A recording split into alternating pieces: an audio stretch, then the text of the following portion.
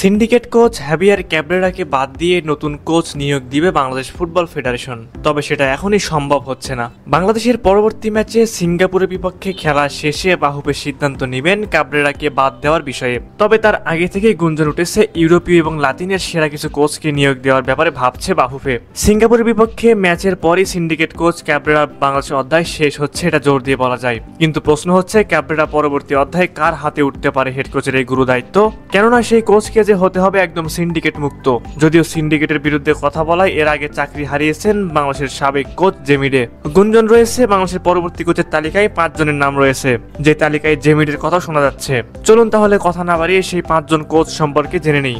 নম্বর 5, Peter সেগ্রেট। Peter সেগ্রেট একজন Croatian coach. Croatian এই কোচের পেশাদার কোচিং ক্যারিয়ারে তিনি তাজিকিস্তানকে প্রথমবারের মতো এশিয়ান কাপের মঞ্চে নিয়ে যান, আফগানিস্তানকে নিয়ে যান এশিয়ান কাপের কোয়ালিফাইং রাউন্ডে, আবার মালদ্বীপকে 2018 সালে সাপের চ্যাম্পিয়নশিপের শিরোপা এনে দেন। তাহলে বুঝতে পারছেন কত বড় মাপের কোচ তিনি। শুনতে অবিশ্বাস্য লাগলেও এটাই সত্যি যে ক্যাব্রেরা আসার আগে বাংলাদেশের কোচ হওয়ার ইচ্ছা প্রকাশ করেছিলেন ক্রোয়েশিয়ান কোচ পিটার সেগ্রেট, কিন্তু বাফুফের তৎকালীন কমিটি তাকে নাকচ করে দিয়েছিল সেই সময়। তবে বর্তমানে বাফুফে চাইলে আবারও বিবেচনায় আনতে পারে তাকে।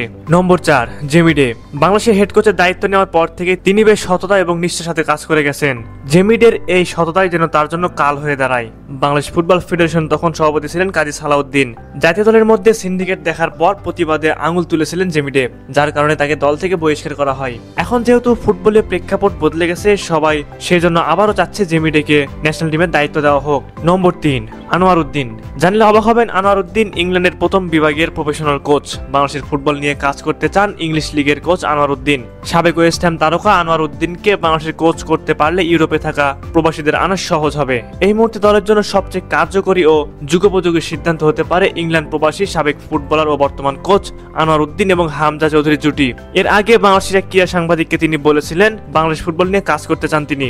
নম্বর 2, কিকো রামিরেজ, যার পুরো নাম ফ্রান্সিসকো কিকো রামিরেজ গঞ্জালেস। তিনি একজন স্প্যানিশ পেশাদার ফুটবল ম্যানেজার এবং প্রাক্তন খেলোয়াড়, যিনি একজন ফরওয়ার্ড হিসেবে খেলেছেন। তিনি সম্প্রতি পোলিশ ক্লাব উইসলা ক্রাকোর ক্রীড়া পরিচালক হিসেবে দায়িত্ব পালন করছেন। বর্তমানে তিনি বাংলাদেশ জাতীয় দলে কোচিং করানোর জন্য আগ্রহ প্রকাশ করেছেন। বাংলাদেশ ফুটবল ফেডারেশনের সাথে তার নিয়মিত কথা হচ্ছে। সবকিছু ঠিকঠাক থাকলে সিঙ্গাপুর ম্যাচের পরই ন্যাশনাল টিমের দায়িত্ব গ্রহণ করবেন তিনি। সবশেষ নম্বর 1, দিয়েগো আলোনসো। দিয়েগো বর্তমানে কোনো দলের সাথে চুক্তিবদ্ধ নেই। সে যে মানের কোচ, সেই তুলনায় তার বেতন অনেক কম। 2022 সালের বিশ্বকাপে উরুগুয়ে ন্যাশনাল টিমে কাভানি আর সুয়ারেজদের দলের হেড কোচ ছিলেন তিনি। তার ক্যারিয়ারে তিনি অনেক বড় বড় দলে কোচিং করিয়েছেন। তাকে যদি একটা দীর্ঘমেয়াদী ভিশন দেখানো যেত বাংলাদেশের ফুটবল উন্নয়ন নিয়ে, তাহলে তাকে রাজি করানো খুব সহজ হয়ে যায়।